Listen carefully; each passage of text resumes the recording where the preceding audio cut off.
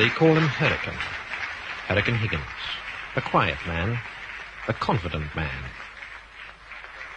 You'd never notice him in a crowd, but in his own twilight world, Hurricane Higgins is almost a god.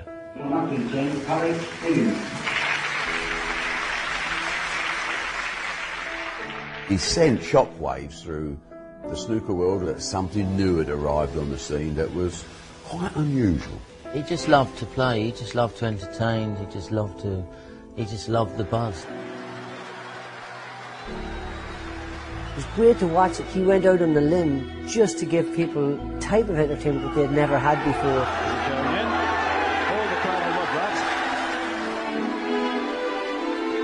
Did he bring shame on the sport? He did some bad things. Did he kill anyone? No. I was not necessarily his favourite person. He said that the next time I went back home to Northern Ireland, he'd have me shot. Could you face life without snooker, Alex? Could snooker face life without me?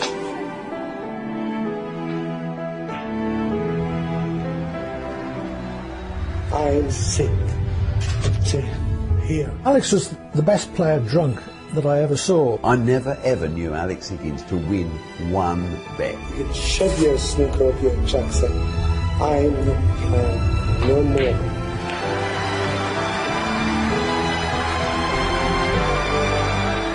He was ahead of his time. If he was around now, someone like Simon Cowell, they'd be like, you know what, we need this man. My dad was a born entertainer and he was definitely the people's champion. I've had my tears, I shall have a few more. It's just so sad to think that he's not with us anymore. Alex really, from the offset, was his own executioner. Alex Higgins, ladies and gentlemen.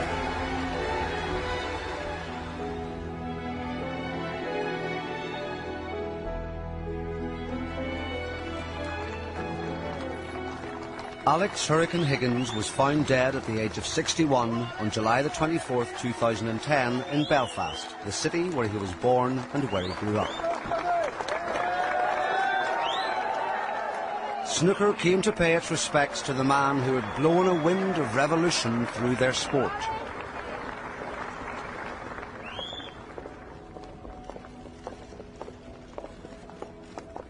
This was a fond public farewell. Very different from the corners of Belfast where the young Higgins began to play.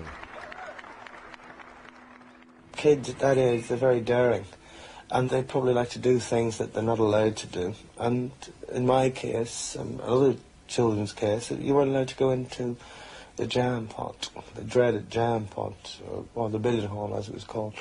And I think perhaps in the beginning that was the attraction. He would have been sort of running about there from 9, 10. But he was going doing messages for them and errands, and then he was watching on the sidelines. But then when he did start playing, he was standing on a box, and it would have been maybe with a yard brush, you know, and that's how he learned the trade the hard way. I mean, me as a 12-year-old, somebody at 17 was a giant, and I was hustling at snooker. Well, probably one of the reasons why I play the game so fast and I'm so quick around the table is because in the jam pot, when you played with no money and you got beat, you usually got a cue over the head. And subsequently, I was very elusive. Mummy used to send me around sometimes to bring him round for his dinner, but when you opened the door, it was really dark inside and you couldn't see nothing. It was all smoky. You just heard balls popping. And that was it, really. Because when you went, he said, "Is our Sandy there?" Mommy says he's to come home. No, he's not here. But we knew he was there, like. As soon as school was finished, I would play a solid 4 hours. I mean, my sister used to come up to the snooker club and pull me out and say, "Your tea's ready, you've got to go down and have your tea." But I'd gulp my tea down, I'd be back up to play again. My mother was orphaned when she was 11, and she always taught us to be there for one another. We didn't have much in them days now, but you always got your good dinner. Actually, well, it was our school dinner money we used to spend.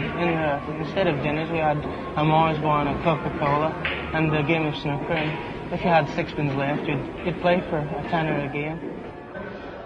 Snooker had a rival. Alex shared his father's love of horse racing and a flutter. My father liked to bet, so he got into maybe going down to betting for my father, and he just loved horses in general. You know, he thought they were wonderful beasts. His reading, he would have read about horses, and that's when he decided that he wanted to be a jockey. And he went away when he was 15 for to be a jockey. Never on the ball, he was never doing what he should be doing at the right time and in the right place. He seemed to find it very difficult to focus his energies onto the things that we thought he should be doing. They can't ride to start with, so they are supposed to work clean the yard up. And every time you came back in, there was never a sign of a broom or a rake, and he was normally over at the bookmaker's office. He was just 15, but he wasn't going to be told what to do.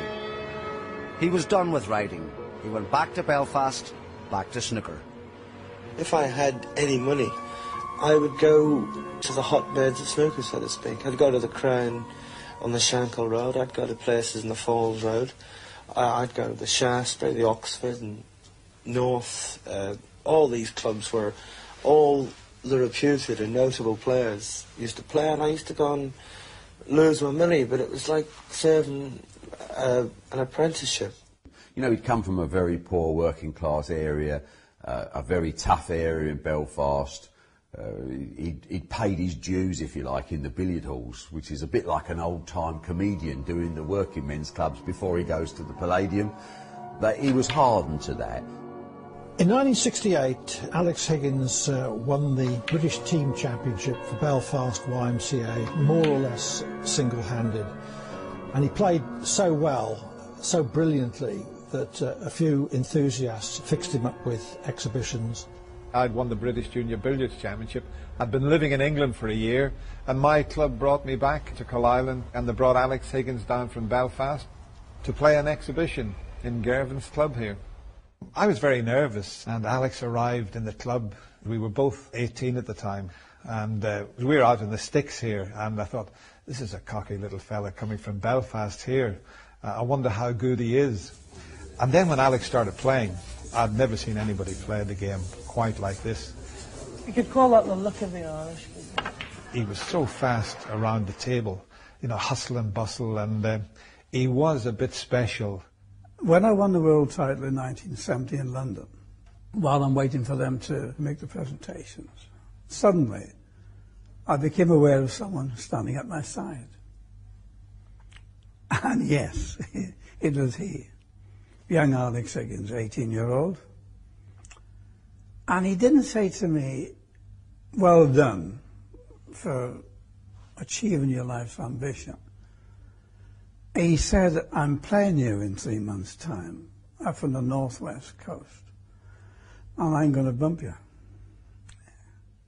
Professional snooker is a sport that has been largely ignored by all but the most dedicated of followers.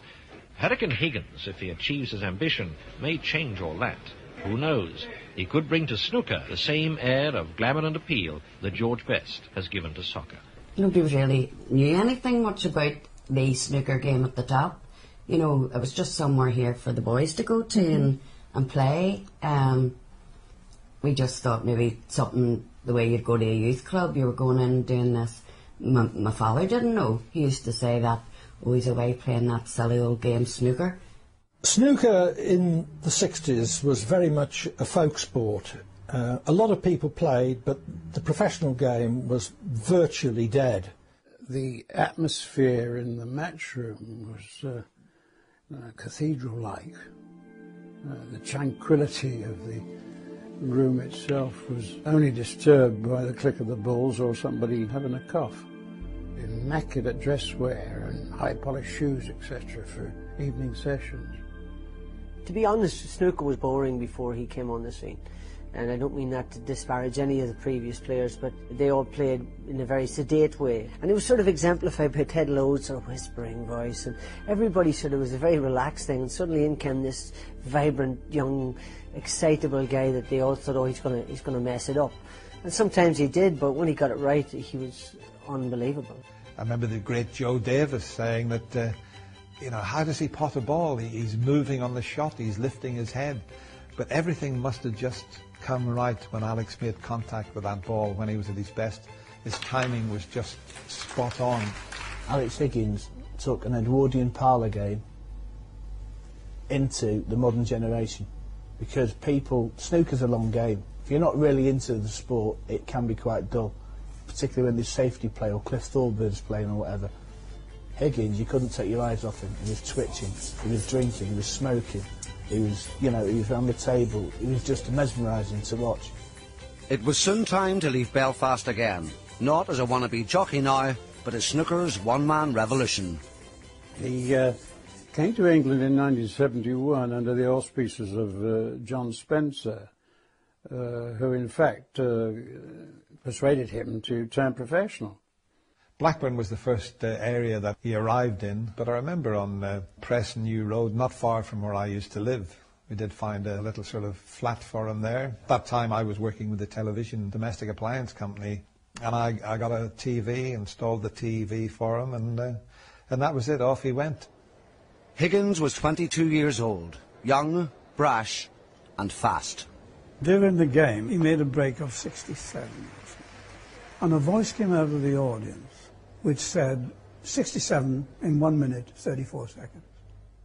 Now that is the first time I've ever heard of time put to potting balls, and I thought, how fantastic. I mean, it's a showman's game. So I potted it outside, and I turned round to the audience and I said, 1 red, 1 second. You know, be that your little what have you say. Yes. A lot of people might claim to have given Alex the Hurricane nickname, but it was John Taylor in Blackburn, no relation to myself, who used to write a column in the local paper under Cuman. And when he seen Alex play, it was him who gave him the nickname Hurricane. And sure enough, that remained with him for the rest of his life. He played like what they called him, like a hurricane. He just whizzed round the table and he done things that nobody expected him to do. He was unpredictable. They said he'll never get that and he would go and do it. Is that right? He was just so magnetic, you couldn't take your eyes off him. In Blackburn there was a couple of local businessmen who owned bingo clubs. John McLaughlin and Jack Leeming, they were called. And they played a bit of snooker themselves, just for fun. And they thought that they were saying something a bit special, and they took Alex under their wing. His life possessions, as I saw them, I asked him what he got, and he said, I'm stood here, and I've got my cue, and that's all I need. Remember, Alex played for cigarettes and a meat pie for his lunch. He had no money at all. And they got him sorted out, got him nicely dressed, bought him loads of clothes. I remember they sent him to the dentist, and he had all his teeth sorted out. And they managed Alex for a few years and arranged an awful lot of matches, exhibition matches, and he used to play against John Spencer and Ray Reardon. They were the big names at the time. And his first World Championship in 1972, he played the great John Spencer in the final. In those days, staid, steady snooker attracted little media attention. Higgins was about to strip away its shyness. How would you sum up your position in the snooker world today? I would say at this time I'm in the top 2. And after next week in Birmingham, I think I'll be the top 1. It was his first year as a professional, his first World Championship, and here he was in the final. The 1972 World Final was about as different from what we expect at the Crucible as it's possible to imagine. It took place in a down-at-heel British Legion, now demolished, on the outskirts of Birmingham. The only lighting was the upturned trough-type shade over the table. The tiered seating was on beer crates. The ladies, I remember, was ruthlessly appropriated by hordes of gents. The place was packed out for a week. On the second evening there was a power cut because there was a miners' strike on at the time. They brought in a mobile generator. Amidst all this, Higgins produced an absolutely magical Thursday evening session. It was a week's match.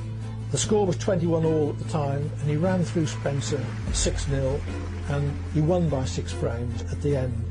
And that was a session which saw Higgins at his most inspired, a virtuoso exhibition. It's just a shame there was no telly. Actually, at this moment, I think I'm in a bit of a daze. Although I think I'm just starting to come out of it, you know, and realise that I'm the world champion. Nothing in snooker was sacred now. The sport had just crowned its youngest world champion ever. I obviously grew up knowing all about Alex Higgins. Everybody in Ireland knew about him. He was this inimitable individual who had a flair about him, who was really exciting, who was sexy and young, and he brought all the things to the game that we hadn't seen before. The prize money for the world champion of 1972? £400. And this was the only tournament in town. The world's finest players had to make their money on tour, going from club to club for exhibition matches. The man who took the snooker world by storm by winning the World Professional Championship in his very first year as a pro. Ladies and gentlemen, the Irish Hurricane himself, Alex Higgins!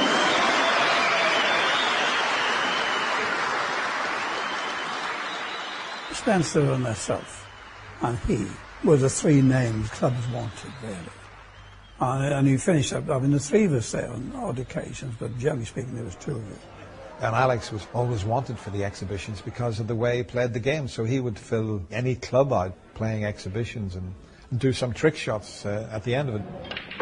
It was rough sometimes. There was people climbing off the rafters to see. So you didn't know what he was going to do next. And I remember playing him in Sheffield, in a small theatre in Sheffield. And he turned up, and he had two black eyes. Hardly been in bed, been up all night. It's so funny to me. I thought it was wonderful, really. I'd walk on the table and look at him and thought, no, you won't be able to see much out of those two. And he goes and puts everything inside, you know. Amazing. Wonderful. Love it. It's always nice to be late, but I mean, you have to rush your food and the rest of it. I think he was very lonely at times. Yes. I don't personally think that he was ever well looked after, because matches were made from end of one country to the other end, and they were chauffeur driven. My brother wasn't. My brother was on enough trains. And he couldn't drive. So I think he was mistreated in many ways over the years. Very much so. Sorry. Look, I haven't been home for 3 days. Just 3, please. 4 days. Good night, everyone. Snooker was about to be relaunched in a brand new vehicle, colour television. And first of all, let's meet Alex Higgins. And his opponent, Doug Mountjoy. In comes referee Sidney Lee, and your commentator is Ted Lamb. From Ireland, Alex Hurricane Higgins. This was a whole new world of snooker, and the star of the spectacle, the Hurricane. Everybody knows they'll be shooting when he gets into town. 'Cause everywhere he goes, trouble always seems to follow him round. His reputation's that of the fastest gun. Across the nation, you and to take him on. This is game. Rolling fame. And his name is the Hurricane. Hot shot. When Alex Higgins burst on the scene, he was the breath of fresh air that the game had sort of wanted. He was a major player in bringing about and changing the perception of snooker. He was ahead of his time. You know, if he was around now, someone like Barry Hearn and Simon Cowell, they'd be like, you know what, we need this man. That's why he was the jewel in the crown for so long. He was the sort of guy that everybody wanted to watch.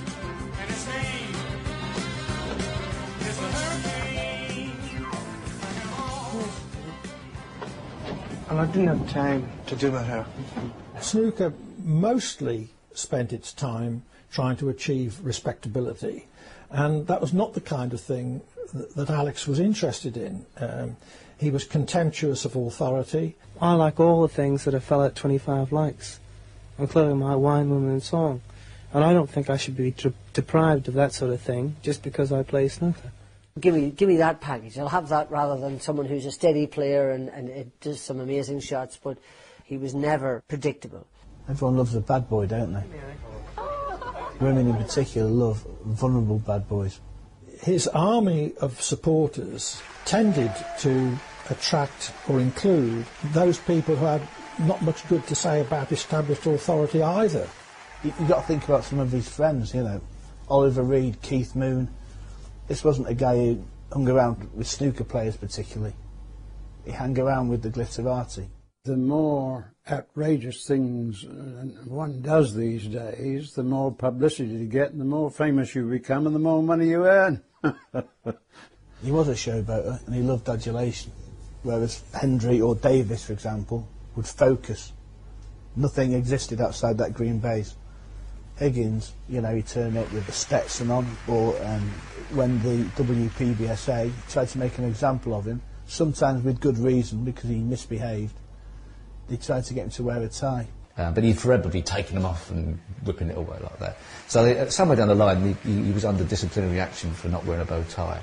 And I always felt it was quite ironic that a number of years later, we decided to try and capture the market of the younger generation by wearing coloured shirts and no bow ties. And then if you did wear a white shirt and a bow tie, you would be disciplined.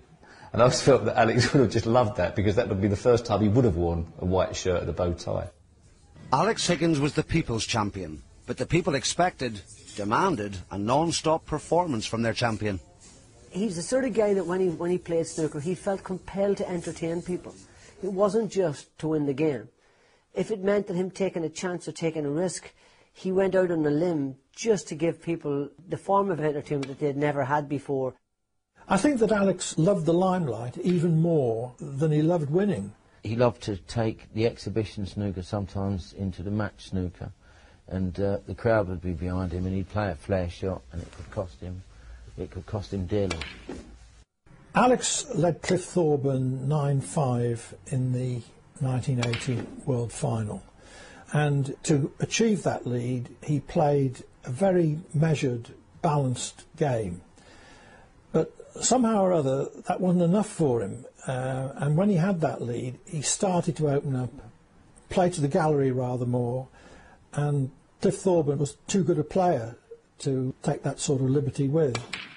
The death or glory shootout was what I think he was unconsciously hungering for underneath all the time. And of course, if it comes down to virtually the turn of a card, you can always lose in that situation, and I think he lost more close ones than he actually won.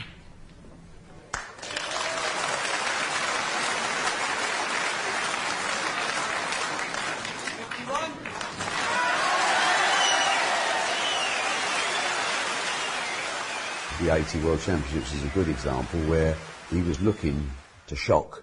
He was looking to amaze you, and he weren't fighting Joe Frazier, but it was the same feeling in his head. He didn't just want to win, he wanted to win it his way.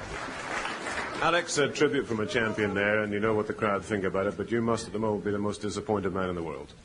I've had disappointments before, but I'll bounce back. The thing is, I lost the match, really, the third session, when I was 7-3 in front. My old crowd pleasing bit came back again. Yes. But it's hard to live with. But I mean, I do, but I'll bounce. He was a player of great moments competitively rather than a great player in terms of consistency. But that was part of his attraction, because you never quite knew what was coming next. In the new age of snooker, there would soon be a fresh crop of outrageous talents. Cue Jimmy White in the semi-final of the World Championship of 1982, when the whirlwind met the hurricane. Jimmy and Alex are absolute best friends. They loved each other. And it's very hard when you're playing your best friend. You know, Jimmy modelled his game on Alex. I was watching him putting these drinks down and I was thinking, well, you know, this has got to be in my favour somewhere along the line, but he produced. Jimmy looked like he might win the world title that year. Probably was favourite. You get the feeling, Jack, this could be the winning break. 13. They reckon it was one of the greatest matches ever. You know, I didn't have any safety game at the time. I was just going for everything. And that really is a delightful shot to get around the angles, getting on the right side of all the reds. I was just pleased to be playing him. You know, I was just delighted to be playing my hero in the World Championship. So Alex breathes again. 59 points in front now. And still enough points on the table for Alex, if he can just take his opportunity. I think he only played his best when he was back to the wall, the pressure was on, nobody thought he had a chance, and he would somehow manage to get his way out of trouble. He almost missed the first shot, and because of that he lost position on his intended colour, which from memory was pink to middle, and this left him with a safety or a long green, and without hesitation he just swept in this long green, which as it happened was a natural cannon onto a safe red on the other side cushion. Fantastic long green he plotted there. That was the only time he didn't drink, was when he was on the table. When you talk about perfect clearance, was far from it. That's what made it so exciting, because till he got to the last red, he lost position on every shot.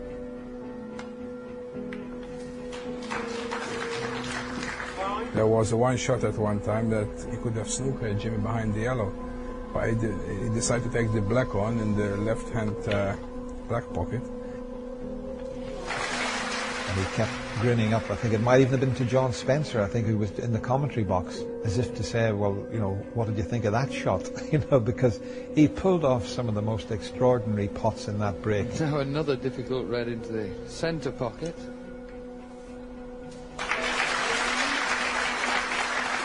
And he asked the referee on a number of occasions, you know, what's left, and then he would work it out, and then he would swing around the table and look into the audience and wink and smile. And it was great. It was great to watch. It was another element to snooker that we hadn't seen before. And later in that break he played another extraordinary shot. It was a screw back from the blue, which was on its spot. And Alex not able to afford any mistakes, or else it could be the end of the match. I've set it up a few times, and I don't know how he created so much backspin with a flick of his wrist. Looks as if it's going for the blue into the top right-hand corner. And then another tremendous shot. He actually overhits it and ended up by the black. It was just a crazy shot. And he had so much side as well as backspin on the cue ball that the cue ball hit one side of the middle pocket and came back over the other side. I just don't know to this day how he got that much spin on the ball. He could have set it up another 20 times and maybe not pulled it off, but he pulled it off in that semi-final of the World Championship. Oh, and that's a beautiful shot. When you understand the significance of getting to the final and what was at stake, and you know, being on the precipice of being knocked out, to keep on knocking the balls in was just amazing. One of the most amazing things I've ever seen. 27. I've watched it a dozen times, 20 times, and there's still 5 or 6 balls that still shock me, having watched tens of thousands of frames of snooker. I'm feeling nervous for him, Jack. I think if he clears this, this would be the break of the tournament. And here we have the colours on their spots. Yes, Jack, all easy shots these normally, but every one a pressure shot in this situation. Looking back at it now, it's just phenomenal break. I've seen it 100 times and it's still amazing break under the circumstances. Just has to hold it together for 5 more shots. Tremendous break, this. He's on the blue here for the blue, pink and black. I'm sure everything looks really easy to him now after the miracle shots he's produced. Beautifully on the pink, and he needs the pink and the black. And he's on the black. And what a fabulous break if he knocks this black in. Oh, marvellous! He just swaggered back to his seat and he just gave the press box a wink, and I was like, Alex, you've still got another frame to win. But the confidence that the man was just to say, you know what, that was good.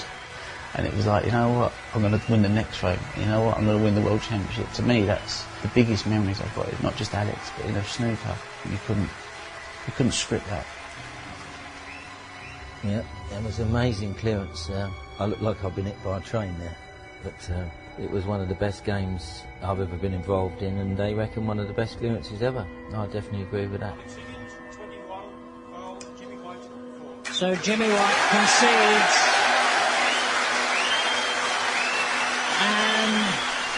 what a splendid finish and a truly, truly superb semi-final. So the People's player now has a chance to really be the People's champion. Not only did he produce the most amazing clearance ever, it will never be matched, but he was also able to go on and win the last frame. After 10 years, he was about to reclaim a title that he really wanted to win every year, and perhaps in some ways wanted to win it so much that his character wouldn't allow him to play a game to win it. That's a real statement on Alex Higgins, that although it meant everything in the world to him, he would still not change the way he played. I don't think there's one snooker player that you'll meet wouldn't say that that's the best clearance ever. I'm aghast, or I just don't even know why I'm playing so well, because it was only about a month ago that John Spencer beat me 6-0 in the Highland Masters, and to be perfectly honest, I haven't practiced at all. So it's a mystery to me why, at this time, I've suddenly started to play so well. Of course, there was still the final. 10 years after beating John Spencer for his one and only world title, could he now do it again against Ray Reardon? After Alex had got through to the final, having beaten Jimmy White, I still expected Ray Reardon to beat Alex, because Ray was 6 times a world champion. You know, Alex had only won it the once. And for Ray to get to the final, it was big news as well, because he possibly, you could argue, the twilight of his career. So they both had reasons to want to win it. I watched up at Anne and Mommy were heading up the stairs. They couldn't watch the television, so they couldn't. No, I couldn't. Now and again you come down to peep, so you did, but it was just too much for me and my mommy. I think it was just all the way through was a feeling of he could do this. And it's 10 years since he won it, you know. Because you didn't know what really he was going to do next, so you were waiting. Oh, please, do it this way, Sandy, do it this way. He actually didn't entertain so much in that final. He was a bit more tactical. It was nip and tuck right throughout, really. He got up to 15-12 in front on the last day. And then they won the 3 frames before the end of the first session in the evening, and we'd gone 15-all. It was 15-all, and then Alex played 3 very good frames. He did win it again in a kind of dramatic way that he liked to win. In fact, he knocked the lot in the last frame, total clearance. Excellent. But nothing, couldn't do anything about that. No. I'd like to think that Alex wanted just to stamp himself one way or the other as a great, great player. And I think he felt, if I have to compromise my attacking play, I want to win.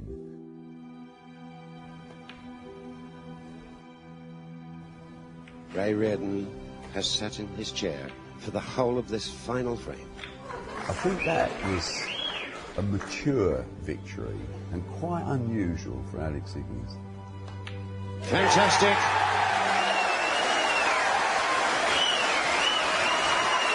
And the Embassy World Snooker Champion for 1982 is Alex Hurricane Higgins. It was an amazing achievement after a 10-year gap to lift the world title again. Completely exhausted is Higgins.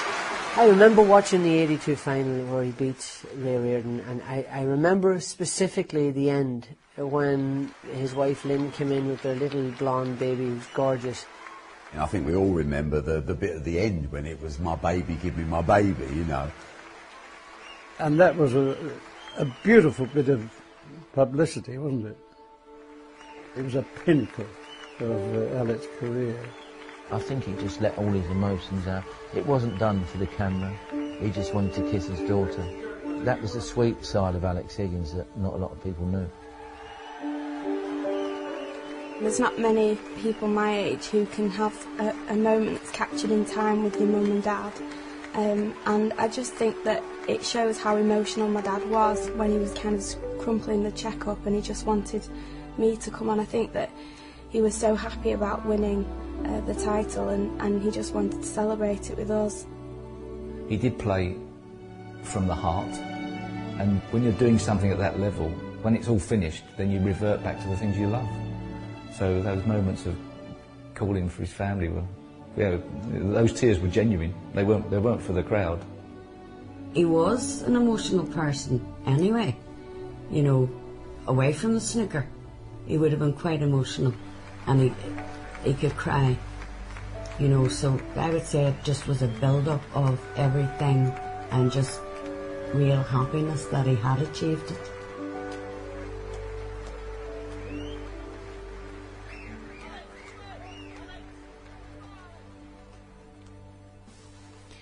I've watched this so many times, and before it's just such a nice thing to watch, but obviously now my dad's gone, actually it does make you feel quite upset watching it. This is the first time I've watched it since my dad's died, and all I can think about is it's my dad. And since he done it, everyone does that now, brings their wife down to get their trophies in any sport. No one had ever seen that before. So they haven't. And then when he always come home from tournaments, he would have sat up and nursed Lauren and cuddled with her.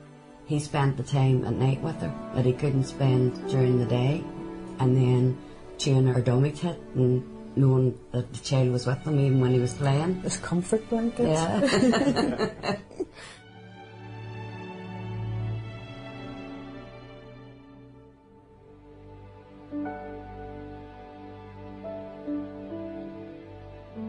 Ladies and gentlemen, new world champion, Alex Higgins. It was a tremendous thrill for him, obviously. I remember him saying afterwards, this will set Lynn and Lauren up for life. Alex was back in the big time.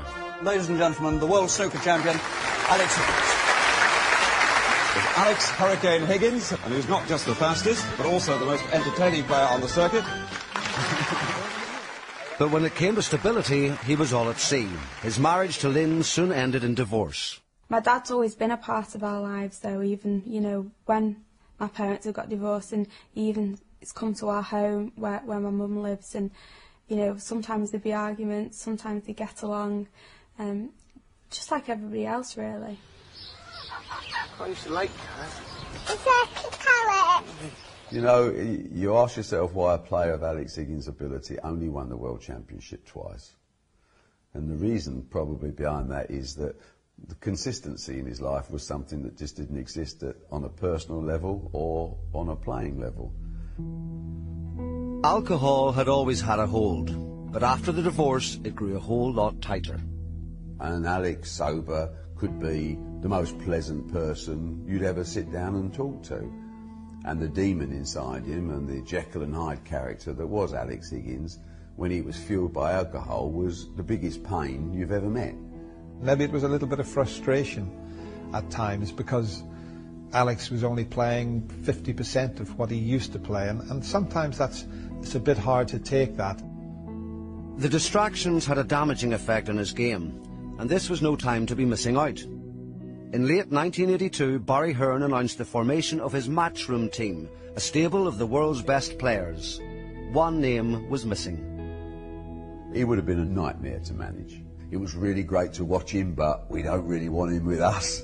You know, so in a way we were feeding off a bit of Alex's fame, but at the same time not opening the doors and, you know, bringing him into the fold. And because we were identifying that snooker was coming into big-time business, really, and, you know, certain responsibilities to TV companies and sponsors and PR performances and all that, you know, Alex wasn't reliable enough to be brought into that. Matchroom was clean-cut, corporate-friendly snooker, and no player was better at it than Steve Davis. Alex would have recognised in Steve Davis the opposite of himself, somebody who was very balanced, controlled, calculating, played the percentage game at a very high level. He was everything that Alex wasn't. And I think Alex, once he'd had a few batterings from Davis, was really on edge that not only did he not want to lose, he didn't want to get humiliated. And there was a few times when he was, and that didn't sit well with Alex Higgins. There were one or two exceptions. Extraordinarily, the '83 UK final.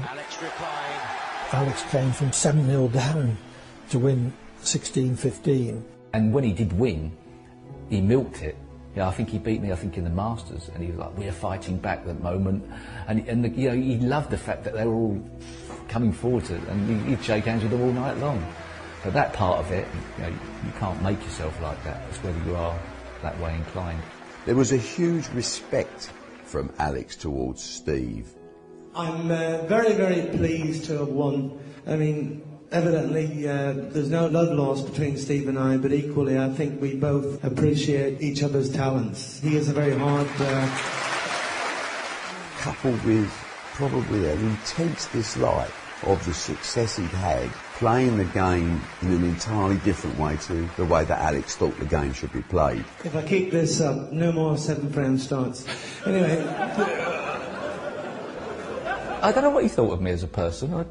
To be quite honest, it wouldn't really be something that was a problem, even if he thought I was the most boring person in the world. Obviously no smoke without fire, but he probably felt as if I didn't play the game with enough panache and in the cavalier style of, say, Jimmy or himself. No, I know what I can become, and it's just a matter of discipline all the way around. And well, I think I've sort of proved it today. Gentlemen, thank you for a tremendous game of snooker. It was incredible, wasn't it? I think Steve was physically frightened of Alex because of the uncertainty of what he was going to do and who he was. I think the only time we were ever together for any length of time was on an early flight over to Canada. And I was so nervous on the flight, having to spend 7 or 8 hours on a plane, trapped with Alex. He probably felt the same way. I knocked a beer all over me. I don't know, I was a gibbering wreck. And he was so nice, because it was a mode he was okay in. And we had a good chat, I felt like it was a different person. But then, of course, a few more beers later, by the end of the flight, perhaps it was a different story. On a snooker level, there was a lot of mutual respect, but you can't imagine the difference in personality between the two. I think because Steve was established in those mid-80s and early 90s as unquestionably the world #1, Alex wanted to be the world #1, and he wanted people to give him the attention and the acclaim that is bestowed on a #1. I'm sick of all the honey and the vitamin pills and all the rest. I did everything right and I got stuffed, and I haven't had a vodka for 8 weeks, And I think the game's not straight, what's gone wrong? The fire still burned, but consistency was the new mantra. The champion of inconsistency lost more frequently. His frustrations grew, and so did his addictions to booze and betting. Well, Alex was the best player drunk that I ever saw, but sometimes his game was out of control because of it. People might say, oh, look, he's drinking orange squash. Well, yes, he was, but there was plenty of vodka in it as well. My dad never got up in the morning and had to start drinking. My dad was more of a binge drinker, and I think that was due to, as well, the type of work that he did, and he went to events in the evening. But I think his gambling was worse than his alcohol. He loved gambling. I never ever knew Alex Higgins to win one bet. He lost every single time. I used to do my money in regular, never used to win. One time I heard he put an obscene amount of money on the horses. And I'm sure that wasn't the only time that he put obscene amounts of money on. I don't think he won many though, that's the problem. But he still enjoyed it and he still carried on. I remember him at Royal Ascot, and we were talking in the days when £20,000 was probably worth, I don't know, £250,000, and he would be betting that type of money on races all over the place, because he would come racing with pocket loads. There was a new habit. Losing, and here was one very bad loser. He was the worst loser you've ever seen. No one beat him. It was the run of the balls, but that was the way it was. But after half an hour or so of moaning and sacking everybody around him, he was back to normal. There was always a sense of threat in the air when we were in Alex's company. And particularly when he'd lost, it wasn't good to be in the same hotel bar late at night as he was. It all came to a head at the 1986 UK Championship. Somebody arrived breathlessly with the news that Alex had headbutted the tournament director, Paul Hatherall. So all of us swarmed down the stairs, and there is Alex just outside the tournament office, demented and flailing, an awful scrum going on. It was just crazy. We was there. We was in the other room. He'd had some sort of argument with Paul Averill, I think the guy's name was, but there were some other issues going on, and Paul Averill come in and said, like, you've got to do this drug test, and apparently he just flipped, and he headbutted him, apparently. I'm sure there was words said, and something triggered something in Alex, and once it triggered, that was it. All bets were off, he's out of control, and he's going to do anything, and he's going to do the first thing that comes into his head. Goes back to the old jam pot days, you know, bosh, have one of those. And you think afterwards, where did that come from? But it's Higgins. That was him just snapping. That was one of the worst things he ever done. He did regret doing that. Tonight, in bizarre headgear, Higgins emerged from his house to talk about the day's events. I've been to see the police today about allegations that were made against me, and they are pending. And the ideal thing is that I turn around and have to wait the outcome. Oh my God, sorry, gosh. Alex, this is very important. Could be my solicitor. Been around this way a little bit. Hello? Business going well. Send more money. Alex, this way. It's Sid. Yes. Could you face life without snooker, Alex? No more questions. Could snooker face life without me?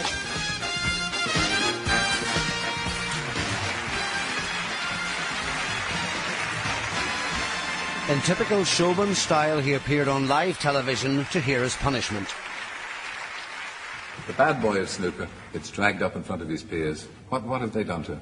Well, they fined him £12,000 and suspended him from the next 5 tournaments. But the thing is, there's, if I can chip in, Of course, Pete.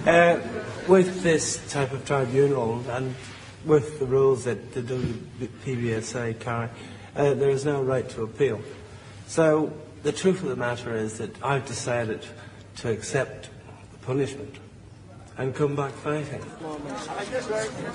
More trouble soon followed. During a World Team event in 1990, he lost his rag again, and not with just anyone. This time he turned on his old friend and fellow Irishman, Dennis Taylor. Alex happened to lose his frame, and he was very annoyed at losing. Unfortunately, there was a few of the press around, or one pressman that heard Alex. He just lost it completely and said that the next time I went back home to Northern Ireland, he'd have me shot, which is quite a bit of a shot, but you could take things sometimes with a pinch of salt, that Alex used to say. But he did say something very personal besides that. It was a family thing that I've never repeated to anyone since that day, and I never would repeat it. And that was one of the reasons why I didn't speak to Alex for quite a few years. The late 1990s.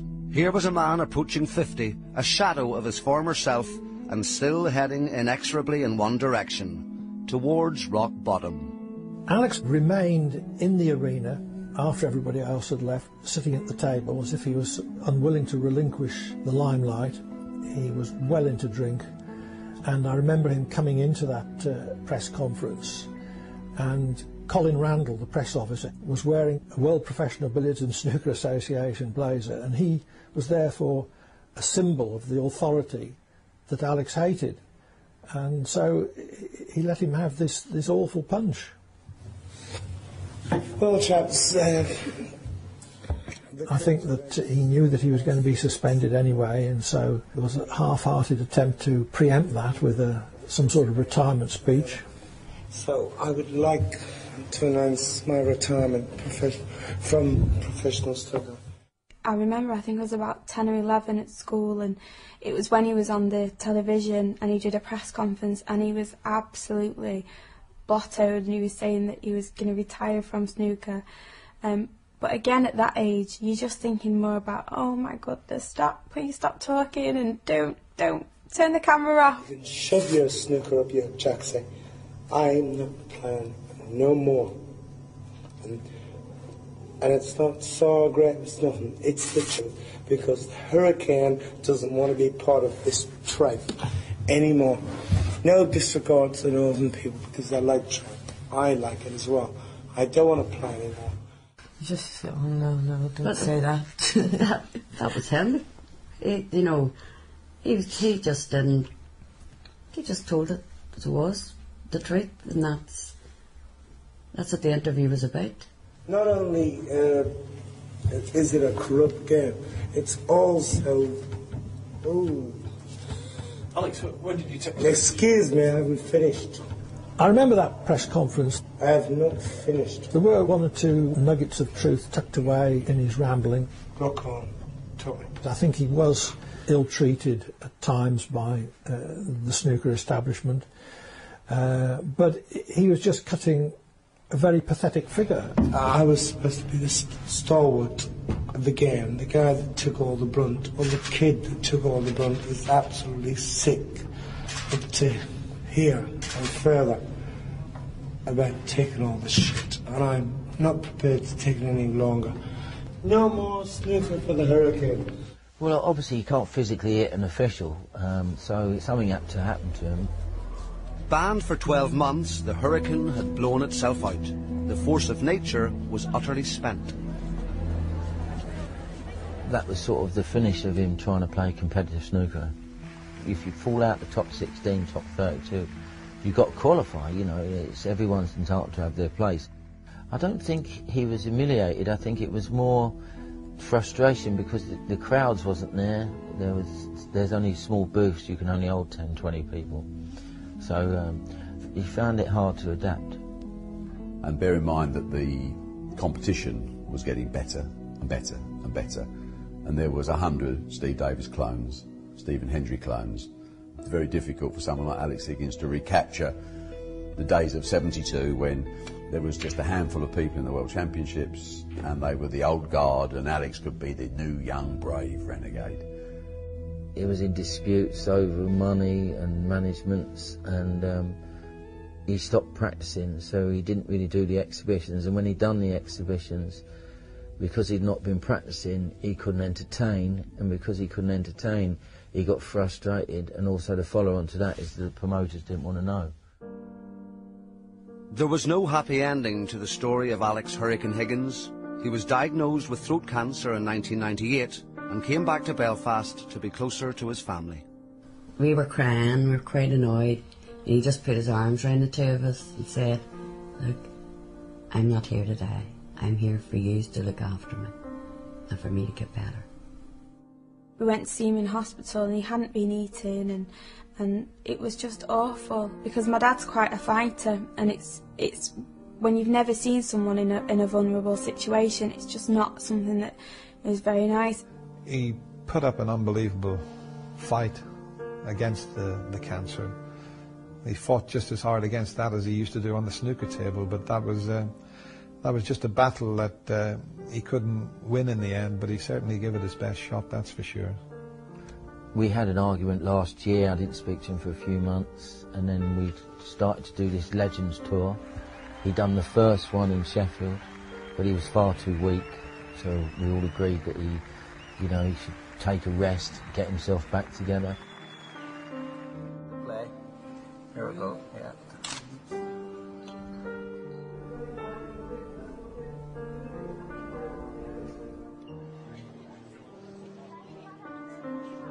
He did have a lot of scarring from his radiotherapy, which did affect him.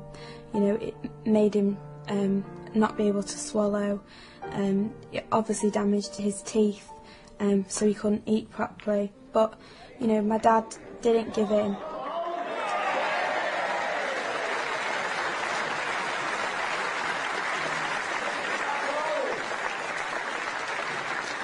He always knew if he wanted anything on the phone, go and get it or bring it down, you know. But I was shocked when it did happen. Years before that, I thought he was away at different stages because he'd been so ill at different times. I just wasn't expecting it to happen the way it happened. I love the quote that my dad said when he said cancer hasn't got a chance, it doesn't have a snooker cue, because, you know, he was a fighter and he was clear from cancer when he died. This is why I'm so angry and so frustrated. So is his sisters, so is his children. You know, he just wouldn't look after himself. And after beating throat cancer, you'd think that he tried to look after himself. But once again, the gambling was more important than the, you know, sorting himself out. And he just declined, and malnourishment, pneumonia, and unfortunately passed away. But we did everything that we could. So we did. For him. And he knew that. So we did. But he did tell us, like, didn't he? He says, when I go, he says... You thought George Best's funeral was bad, but you see we took the sword out for me. He says you're going to have plenty on your hands whenever I go, he says.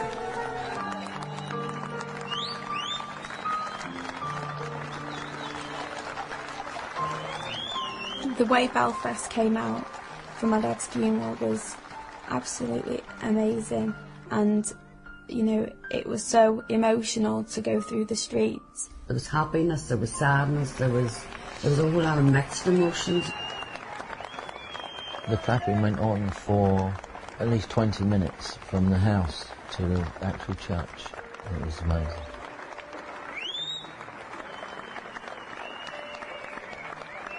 As you knew he was the people's champion, the people were letting him know on that particular day what they thought of him, which was very gripping.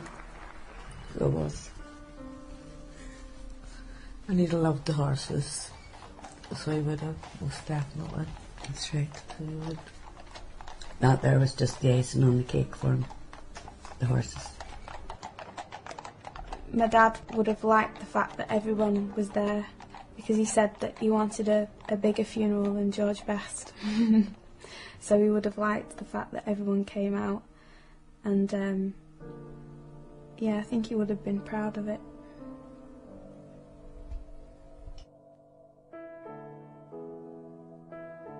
The public decides who its heroes are going to be, and Alex was one of them. When they made Alex Higgins, they threw away the mould. He was a bit unique as a snooker player, and he certainly was unique as a human being as well.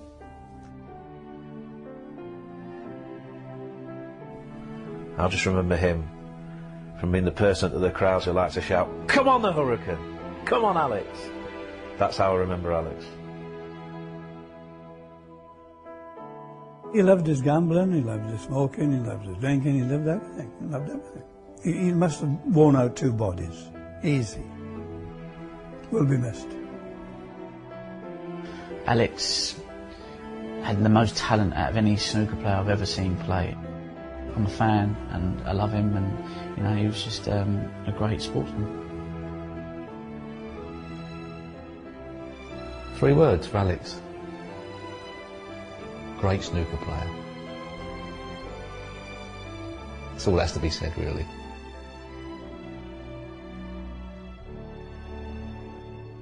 Frustrating, exciting, and missed. He gave everything 100%, you know, it didn't matter what was going on off the table. When he was on the table, he was probably at his happiest. There was no one better to be with. In everybody else's eyes, and including mine, he was a genius. I think he was a born entertainer, and he was definitely the people's champion. Alex Higgins, ladies and gentlemen.